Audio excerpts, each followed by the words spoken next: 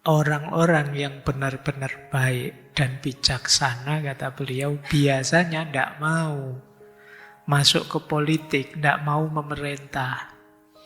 Padahal harusnya mereka. Karena itu, dalam negara yang demikian, yang memerintah adalah orang-orang yang paling tidak layak memerintah.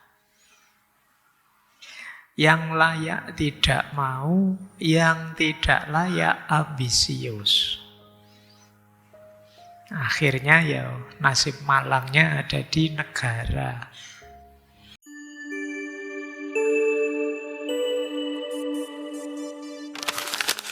Assalamualaikum warahmatullahi wabarakatuh. Bismillah, mari kita lanjut lagi ya ngaji kita, belajar kita, istiqomah kita mencari ilmu melalui ngaji filsafat. Kata Plato begini, ini yang sering jadi masalah juga di kita. Kenapa kemudian beliau menawarkan raja filosof? Orang-orang yang benar-benar baik dan bijaksana, kata beliau,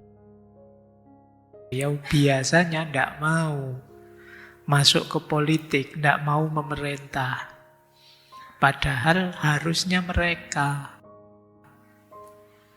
Karena itu, dalam negara yang demikian, yang memerintah adalah orang-orang yang paling tidak layak memerintah. Yang layak tidak mau, yang tidak layak ambisius. Akhirnya ya nasib malangnya ada di negara. Itulah kenapa kemudian beliau nanti antara lain menawarkan bahwa orang-orang bijaksana, orang-orang pinter itu mbak yo jangan anti politik. Mereka lah yang ditunggu-tunggu. Tuh, maunya Plato ke sana. Tapi nanti kita lihat ya, wacana ini pro kontra luar biasa. Baik, pelan-pelan kita belajar. Yang pertama, mengapa sih kita perlu hidup bersama dalam satu wadah namanya negara? State, polis kalau di Athena. Bagi Plato, itu boleh cek nanti di Republik.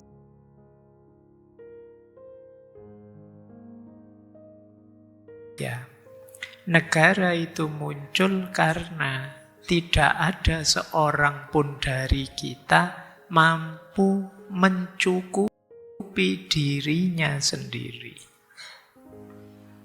Sehebat apapun orang, tidak akan bisa dia memenuhi kebutuhannya sendiri. Setinggi apapun IQ-nya, dia akan selalu perlu orang lain.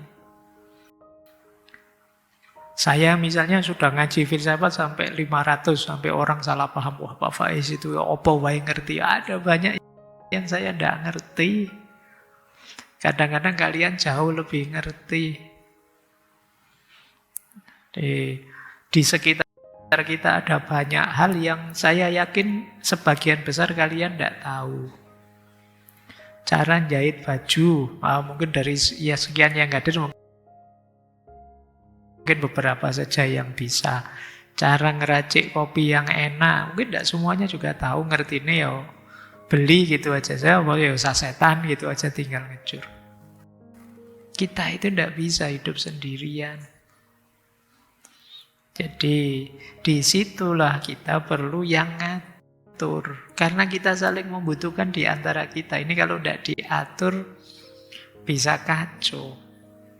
Jadi tidak ada satupun individu yang dapat memenuhi seluruh kebutuhan hidupnya.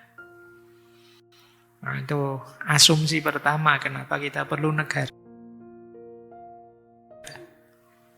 Kemudian yang kedua, kita ini kan macam-macam kebisaannya.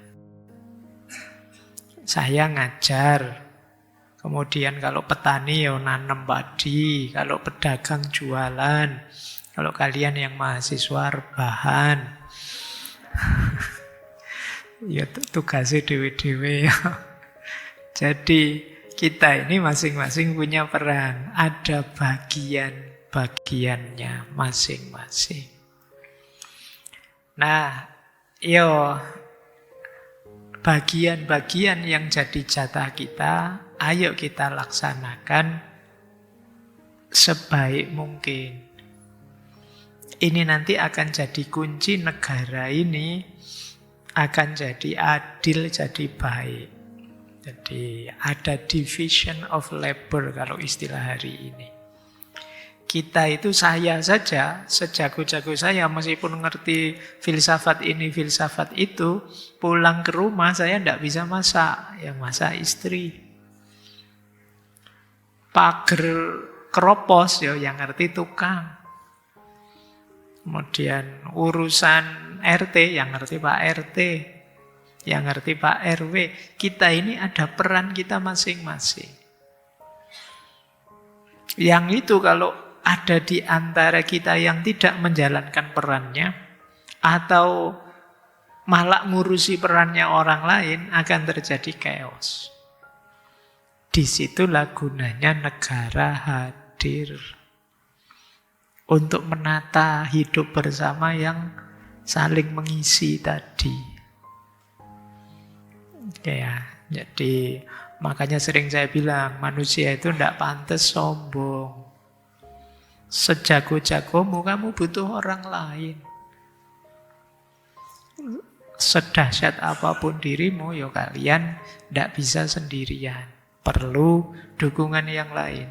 Nah, yang lain juga, ya dia kalau menjalankan perannya sebaik-baiknya, ya kemanfaatan dirinya banyak. Tapi kalau dia lupa perannya, apalagi malah ganggu peran yang lain, di sini masalah akan mulai muncul. Oke, disitulah perlu negara. Makanya kalian sesedih apapun, segalau apapun, seputus asa apapun kalian lihat. Pak, ini negara ini kok kayak gini ya Pak. Kan kalian sering begitu mengeluh. Sumpek, susah, sedih. Tapi ya jangan sampai kalian pengen sudahlah Pak, tidak usah negara-negaranan, tidak usah aturan, tidak usah undang-undang. Begitu kita bubarkan, yang terjadi mesti kacau, chaos. Tidak karu-karuan sudah. Hukum kita cancel, aturan kita bubarkan. Sekarang terserah setiap orang melakukan apa saja boleh, suka-suka dia. Oh mungkin orang jualan-jualan sebelah-sebelah itu mesti segera tutup itu. Karena khawatir anarkis lah, khawatir orang suka-suka dia lah, akan langsung chaos. Maka ya manusia perlu mengorganisir dirinya, menata dirinya dalam satu wadah namanya negara. Tujuannya negara kalau menurut Plato keadilan. Jadi istilahnya Plato dikaiosine. Dikaiosine itu keadilan yang muncul dari harmoni dan terpenuhinya hak bersama. Nanti kapan-kapan kita bahas khusus ya keadilan menurut Plato. Tapi tujuannya negara itu ke sana. Untuk memenuhi kebutuhan kita bersama-sama, sekaligus menegaskan peran kita masing-masing, sehingga hak kita semua terjamin. Oke, ini tujuannya negara. Oke ya, lanjut. Cuma dalam sejarah, ini menuju philosopher king ya. Kenapa kok nanti harus model philosopher king? Beliau melihat sistem-sistem politik sepanjang sejarah itu modelnya masih belum ideal. Jadi ini tipologi bentuk negara yang menggambarkan ada siklus kejatuhan. Kalau menurut Plato, setiap bentuk negara itu punya kelemahannya. Yang nantinya jatuhnya satu negara itu biasanya bukan karena faktor luar negara itu, tapi faktor dalam. Yaitu apa? Kerusakan jiwanya para penguasa. Jadi yang mimpin rusak. Bukan karena apa-apa, bukan karena diserang, bukan karena apa. Ya dulu kita ngalami ya, Belanda bisa menjajah kita sampai ratusan tahun, itu kan karena kita tidak kompak. Ada orang-orang sini yang pro Belanda misalnya, kemudian terus kita perang saudara sendiri. Ketika kita lemah, Belandanya masuk, dompleng dan lain sebagainya. Jadi kata Plato, ada banyak pola negara yang itu nanti masing-masing ada kelemahannya, yang kelemahan itu ada di orangnya. Oke ya, kelemahannya ada di orangnya, tidak di sistemnya. Sistemnya seperti apapun, ini kan ada 1, 2, 3, 4, 5 ini. Tapi kalau orangnya rusak, akan tetap rusak negara itu. Kita lihat ya satu-satu. Dari sini saja. Aristokrasi, susut jadi demokrasi, susut jadi oligarki, susut jadi demokrasi, memuncak pada tirani. Kenapa bahasa saya susut itu maksudnya tambah jelek. Tambah jelek, tambah jelek, tambah jelek, yang paling jelek tiran. Berarti kalau di skemanya Plato ini demokrasi itu paling jelek -1. Levelnya sebelum yang paling jelek. Kenapa begitu? Ini ya Plato ini unik, membacanya ada logiknya. Oke, pemerintah yang paling awal, tata manusia, tata politik paling awal, itu biasanya kan dipilih orang-orang terbaik oleh masyarakat. Yang paling menonjol, yang paling pinter, yang paling bijaksana dulu. Jadi masyarakat-masyarakat kuno, mungkin masyarakat-masyarakat yang masih sederhana, itu biasanya dipilih orang yang paling bijaksana, paling pinter, paling dituakan. Ini istilahnya Plato aristokrasi. Yang bagi dia ideal. Kenapa ideal? Karena di era ini masyarakat dipimpin oleh yang memang ahli mimpin. Orang yang memang bijaksana. Orang bijaksana itu dia tidak mikir dirinya, tapi mikir kebaikan bersama. Keadilan dijaga, diwujudkan. Oke, jadi ini ideal awal. Meskipun nanti aristokrasi dalam sejarah belakangan juga ada masalah. Tapi yang dimaksud Plato ini seperti itu. Era aristokrasi ketika ada satu orang terbaik, pemerintah yang dipimpin oleh seorang filosofer, orang bijaksana. Tapi nanti aristokrasi akan susut jadi timokrasi. Timokrasi itu ketika pemerintahan dipimpin oleh orang yang mengejar kehormatan. Mengejar prestis, mengejar status. Jadi mungkin cara berpikirnya begini, kan dulunya awalnya aristokrasi, memang orang bijaksana. Terus kemudian banyak orang melihat, enak ya jadi pimpinan itu dihormati, dihargai, diposisikan tinggi. Ini yang dikejar kehormatan.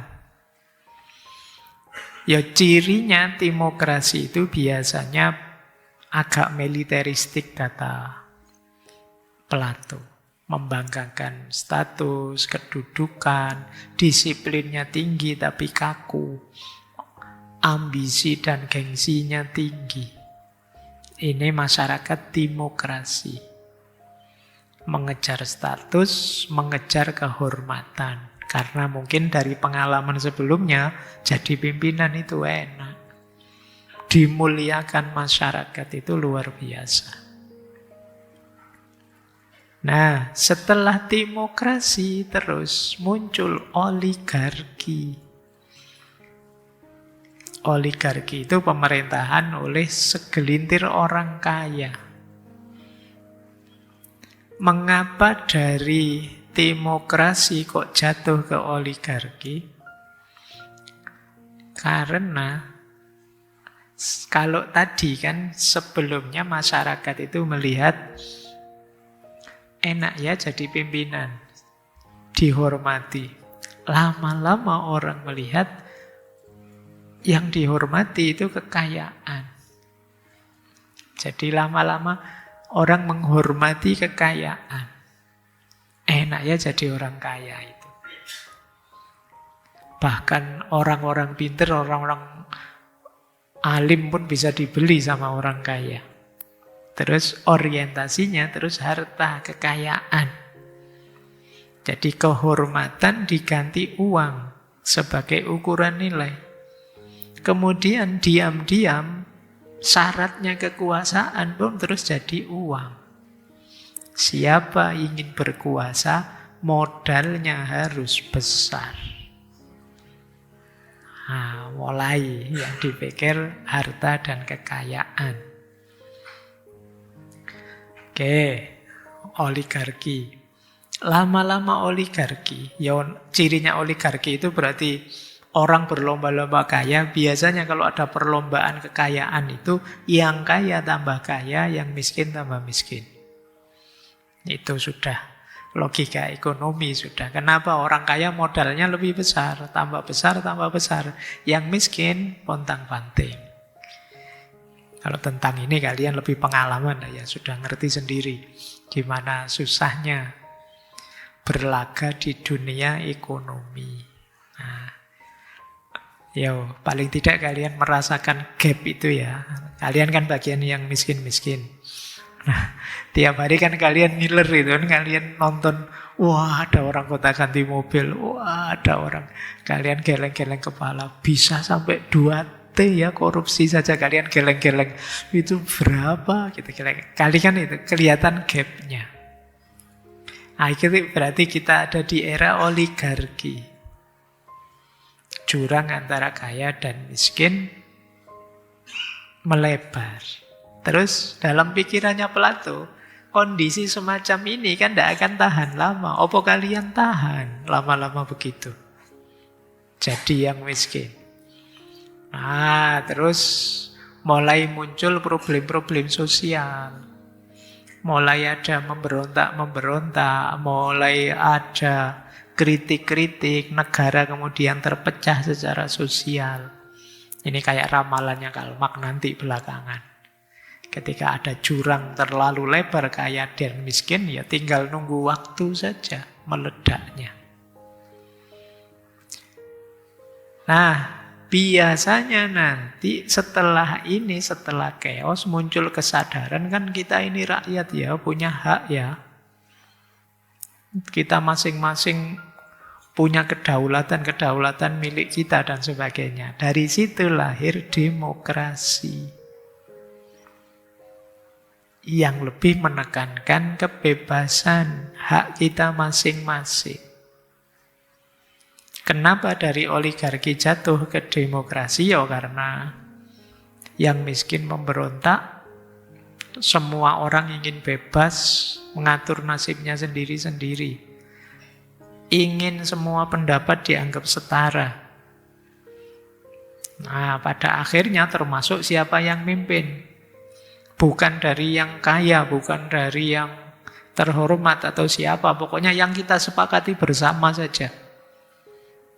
Nah, jadi pemimpin terus kata Plato dipilih berdasarkan popularitas. Ndak pinter, ndak apa-apa asal dipilih, asal populer. Ini demokrasi. Nah, akhirnya apa? Sering terjadi tabrakan dalam situasi demokrasi itu. Chaos itu gampang. Wong yo karepnya kepala kan beda-beda. Kita kan sering merasakan itu apalagi hari ini. Di medsos itu kan kenceng tiap hari. Yang terbiasa baca berita politik mesti kalian rambutmu cepat putih, mesti tegang tiap hari, kaget tiap hari. Kan mudah chaos. Terus biasanya di situasi seperti ini muncul orang-orang yang kita menyebutnya kelompok populis. Melakukan segala cara agar didukung. Jadi pemimpin. Nah, kalau kemudian sukses, disukai dan jadi pemimpin, akhirnya dia dapat kekuasaan tertinggi yang mutlak. Setelah ini biasanya yang terjadi apa? Tirani. Kekuasaan terpusat di orang ini terlanjur dipercaya. Nanti dalam istilahnya Plato muncul satu istilah namanya demagog. Nanti kita lihat ya, seperti apa demagog itu. Jadi dari aristokrasi terus jadi demokrasi berdasarkan kehormatan, jadi oligarki berdasarkan kekayaan, jadi demokrasi berdasarkan kebebasan, pada akhirnya jadi tiran. Jadi kekuasaan terpusat di satu orang. Baik. Semoga bisa ditangkap yang dimaui Plato ya, bagaimana yang tadi saya sebut siklus kejatuhan. Sekarang kita bahas tema utama kita, philosopher king. Raja filosof. Jadi philosopher king itu kalau menurut Plato adalah pemimpin negara yang sekaligus seorang filosof. Filosof ya, bukan filsafat atau akademisi filsafat, tapi seorang filosof. Mungkin di banyak kesempatan saya jelaskan apa bedanya ahli filsafat dengan filosof. Jadi kalau filosof itu ya dia bisa berefleksi, berkontemplasi, mengevaluasi, mendayagunakan akal budinya. Kalau ahli filsafat itu orang yang bisa menjelaskan pikiran-pikirannya para filosof, ngerti peta kajiannya filsafat dan lain sebagainya. Ini ahli filsafat. Ada orang yang ahli filsafat tapi bukan filosof. Mungkin dia tiap hari ngomong filsafat, cuma kan filsafat yang katanya filosof ini, katanya filosof itu, terus begitu. Ngaji filsafat itu sebagian besar modelnya begitu. Meskipun nanti ada tema-tema yang kefilsafatan mandiri, mikir sendiri kefilosofannya. Nah, tapi ini raja yang filosofer. Jadi bukan filsafat akademisi. Apa sih raja filosof itu? Dia mencintai kebenaran lebih dari kekuasaan. Ini raja filosof. Yang kedua, memahami hakikat kebaikan. Tidak sekedar kesenangan sementara, kenikmatan, keuntungan dari kekuasaan. Tapi dia menuju kebaikan. Dan yang ketiga, dia memimpin karena tanggung jawab, bukan karena ambisi. Jadi siap saya mimpin karena saya terpanggil untuk memperbaiki situasi, bukan karena ambisi mencari kepentingannya sendiri, memenuhi kebutuhannya sendiri, dan lain sebagainya. Kalau Plato mengibaratkan philosopher king ini seperti akal, seperti saya bilang tadi ya, dalam diri manusia, di negara. Jadi dia harus jadi akalnya negara. Kenapa kok harus begitu? Ya karena kata Plato, negara akan rusak jika dipimpin oleh orang yang hanya mengejar keuntungan, mencari popularitas atau kehormatan, bukan kebenaran. Jadi king philosopher itu dia pecinta kebenaran. Itulah kenapa diidealkan oleh Plato. Sampai di Republik ada kalimat, negara tidak akan bebas dari kejahatan dan juga umat manusia sebelum para filosof menjadi raja, atau para raja dan penguasa sejati menjadi filosof.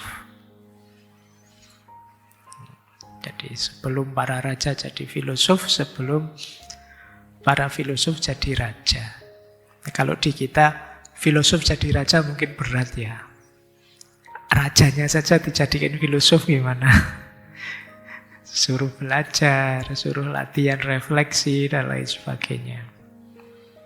Karena kombinasi dua ini penting. Kenapa sih penting? Karena pemimpin itu otaknya. Pemimpin itu reasonnya. Sebagaimana otak kita, akal kita ini, itu kan yang ngatur seluruh tubuh ini. Sampean ke sini, atau bolos malam hari ini, atau mau apa saja, itu kan pemicu awalnya kan munculnya dari pikiran. Maka dia paling vital. Kalau itu negara, berarti ya negara ini dibawa kemana? Nanti wajahnya seperti apa, ya kuncinya di pemimpinnya, leadernya. Maka perlu kita seorang penguasa yang berkarakter filosof. Karena kata Plato, filosof itu orang yang cinta kebenaran. Dan orang yang cinta kebijaksanaan tidak akan mencintai uang. Boleh kalian diskusikan ini ya. Berarti orang bijaksana itu ya butuh uang, tapi tidak akan cinta uang. Ini tema ini kapan-kapan kita bahas panjang. Benar nggak sih filosof itu tidak butuh uang? Kata siapa kan gitu. Butuh, tapi ya kalau bisa jangan cinta uang. Bahkan kenapa pemimpin harus filosof? Karena filosof itu cintanya kebijaksanaan. Kalau dia cinta uang, negaranya bahaya. Kalau dia cinta materi, negaranya bahaya. Kalau dia cinta kehormatan, cinta popularitas, negaranya bahaya. Nah, kita lanjutkan. Apa cirinya Philosopher's King? Ada 5 ya, kalau di Plato secara umum ini ya merinci dari tulisan-tulisan beliau. Yang pertama jelas ya, cinta kebenaran. Tidak puas hanya dari opini-opini, tapi mencari pengetahuan sejati. Apa bedanya opini dan pengetahuan sejati? Kembali ke sesi kita 2 minggu kemarin. Doksa dan episteme. Dia tidak akan mudah tertipu oleh hoax, propaganda, retorika. Karena dia sudah tahu mana yang sejati, mana yang palsu. Yang kedua, raja filosof, philosopher king itu dia kenal ide tentang kebaikan. Mana yang benar-benar baik untuk bangsa ini. Nah, dia tahu itu. Sehingga mungkin rela berkorban, mungkin kadang jadi tidak populer, mungkin kadang jadi dibenci satu dua orang, dia tidak masalah. Yang penting ini yang terbaik untuk bangsa ini. Bukan yang sekedar kesenangan sesaat, bukan sekedar sesuatu yang gebiar sekarang tapi besok suramnya panjang. Raja filosof itu tahu yang terbaik. Jadi memahami apa yang benar-benar baik, tidak sekedar yang tampak baik. Kemudian ciri ketiga, kalau ini tidak mudah, tidak cinta kekayaan dan kekuasaan. Hidupnya sederhana. Kenapa sih tidak cinta harta? Ya karena cinta harta itu membuat keputusan bisa bias. Orang yang senang harta mudah tergoda oleh iming-iming harta. Mudah menegosiasikan kebenaran. Maka filosofer king itu ya cintanya pada kebenaran, bukan pada kekayaan, bukan pada kekuasaan. Yang keempat, adil dan terkendali. Bisa ngerem dirinya, tidak ngamuan, tidak impulsif. Jiwanya tenang, tidak kesusu, tidak gerusak-gerusu. Dan filosofer king itu teruji oleh pendidikan yang panjang. Dari mana sih muncul karakter 4 sebelumnya tadi? Pendidikan. Minggu depan kita bahas ini ya. Bagaimana cara mendidik orang bisa sekualitas filosofer king ini. Makanya besok kita temanya pendidikan jiwa. Paideia. Oke, jadi ini ciri-ciri filosofer king. Saya tidak tahu siapa dalam bayangan kalian yang masuk kategori filosofer king ini. Mungkin yang kalian ingat ada tokoh stoik Marcus Aurelius. Dia menulis Meditation. Pikiran-pikirannya belakangan banyak dikutip. Dia seorang kaisar Romawi. Meskipun ya tetap ada beberapa cacatnya, ya tidak sefilosofer king itu wong ya. Era-era beliau Romawi itu kan era nanti kekristenan awal yang di situ banyak mengalami siksaan, mengalami persekusi, dan ini era-era termasuk zamannya Marcus Aurelius. Siapa lagi? Di India mungkin teman-teman kenal Asoka. Ya, yang setelah mengalami banyak pertempuran berdarah-darah, kemudian beliau membalik menjalani hidup spiritual. Pikiran-pikirannya kemudian banyak dirujuk orang. Tapi Asoka lebih spiritual. Kalau Plato ini kan maunya rasionalnya. Mungkin ada juga dulu pernah kita kaji Jalaluddin Muhammad Akbar, Sultan Akbar Agung India. Yang itu intelektual ya, sultan yang menggagas dini ilahi, yang ingin meramu spiritualitas dari banyak agama, ingin dijadikan satu. Ya sama kayak Asoka tadi ya, masih di spiritual. Ada juga yang raja pencerahan, sahabatnya Voltaire, Frederick II dari Prusia. Tapi kalau beliau ini mungkin ya kalau saya menyebutnya lebih ahli filsafat. Kefilosofannya mungkin masih harus diuji lagi.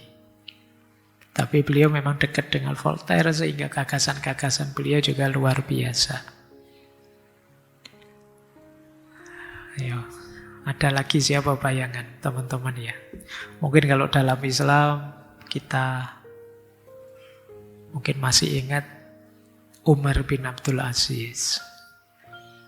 Dan lain-lain, silakan. Mungkin teman-teman punya konsep sendiri. Kalau ada waktu boleh dibandingkan dengan konsep Ratu Adil di Jawa atau konsep Imam Mahdi dan lain sebagainya. Itu nyambung tidak dengan Philosopher's King ini? Ya tugasmu lah yang kuliah S2, S3 bahas itu ya. Baik, karena kalau saya bahas itu di sini kasihan yang bukan jurusan filsafat. Nanti, Pak, ruwet Pak materinya Pak, gitu. Yang bagian pendalaman-pendalaman kalian ya. Oke, yang jelas ini idealismenya Plato. Mengapa sih harus philosopher king? Ini kalau ada yang tanya, apa enggak boleh yang lain? Kata Plato, kalau kita rinci dari tulisan-tulisan beliau, yang pertama, karena politik itu lebih banyak berhubungan dengan pengetahuan, bukan selera. Jadi, Plato membedakan antara mengetahui apa yang baik dengan sekedar suka. Selama ini, ya kita dengan demokrasi itu sering politik itu tentang suka dan tidak suka. Padahal harusnya tentang tahu dan tidak tahu, bisa dan tidak bisa. Jadi itulah kenapa perlu philosopher king. Karena kalau tidak ya seperti situasi demokrasi tadi. Yang penting kita sepakati meskipun tidak bisa nyetir kapal, biar saja. Alasan kedua, kekuasaan tanpa kebijaksanaan hancur. Contohnya apa? Athena habis. Perang melawan Sparta. Sokrates, orang paling bijaksana pada zamannya, malah dihukum mati. Jadi iya kekuasaan, iya sih kedaulatan, tapi tanpa kebijaksanaan, tanpa pengetahuan akan kebenaran juga hancur. Yang ketiga, kata Plato, filosof itu tipe orang yang tidak serakah kekuasaan karena orang ini cintanya pada kebenaran, kebijaksanaan. Sayangnya, biasanya filosof yang sejati memang tidak minat jadi pemimpin. Problemnya di situ. Yang keempat, seperti tadi alasannya Plato ya, negara itu seperti tubuh kita ini loh. Kuncinya ada di otak, ada di akal. Manusia waras ketika akalnya sehat. Berarti negara juga waras kalau yang mimpin berakal. Para filosof. Ini kalau ada yang tanya, mengapa harus philosopher's king? Yang penting kalian tahu ya, tidak harus dihafalkan, tidak apa-apa. Tidak ada ujiannya. Lanjut. Kenapa sih kemudian kok Plato sampai kepikiran ide philosopher king ini? Pelan-pelan ya. Kalau ini latar belakangnya. Yang pertama tadi tentu saja Athena yang demokratis. Abad ke-5 sebelum Masehi. Yang teman-teman tahulah di sana demokrasinya langsung. Warga bisa ngomong langsung. Ada majelisnya khusus. Yang mengutamakan retorika dan popularitas. Jadi yang dipilih itu berarti yang paling populer. Siapa yang paling populer? Yang paling pinter berretorika. Paling pinter ngomong, paling pinter pencitraan, paling pinter, dia yang akan menang. Karena yang seneng banyak. Oke, jadi latar belakangnya itu. Yang kedua, Plato mengalami trauma Perang Peloponnesos. Ini perang antara Athena dan Sparta. Athena dengan demokrasinya, kalau Sparta itu terkenal militeristik. Efeknya apa? Athena kalah. Terus krisis ekonomi, krisis moral. Orang tidak percaya lagi pada pemerintah. Setelah Athena kalah, muncul apa? Ada istilah pemerintahan 30 tiran, 30 tyrants. Yang namanya saja tiran. Jadi negara dipimpin tiran satu saja, puyeng kita. Ini dipimpin 30 tiran. Istilahnya. Betapa beratnya hidup kita. Ya.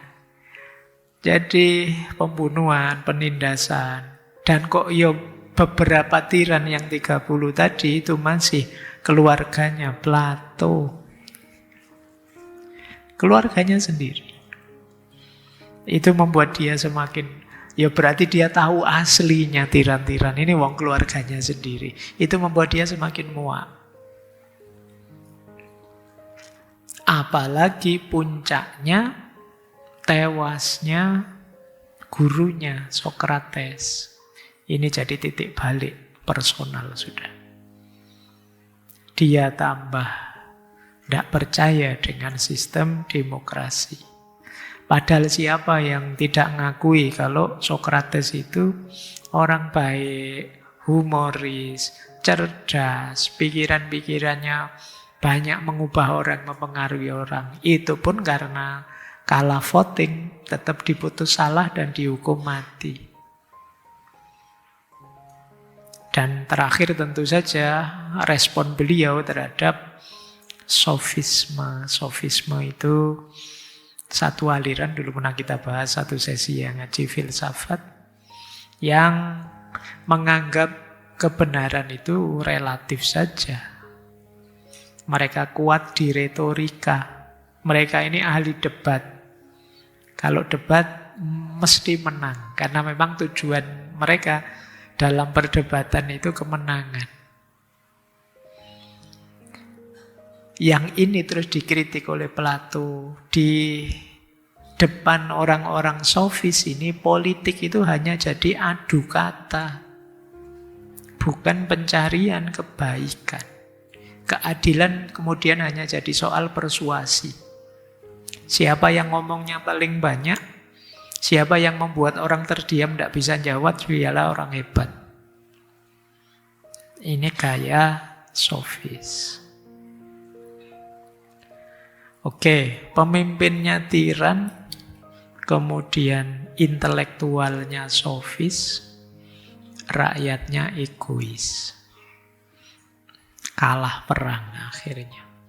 Dan itu yang membuat Plato drop sudah. Dari situ menggagas Philosopher King. Lanjut.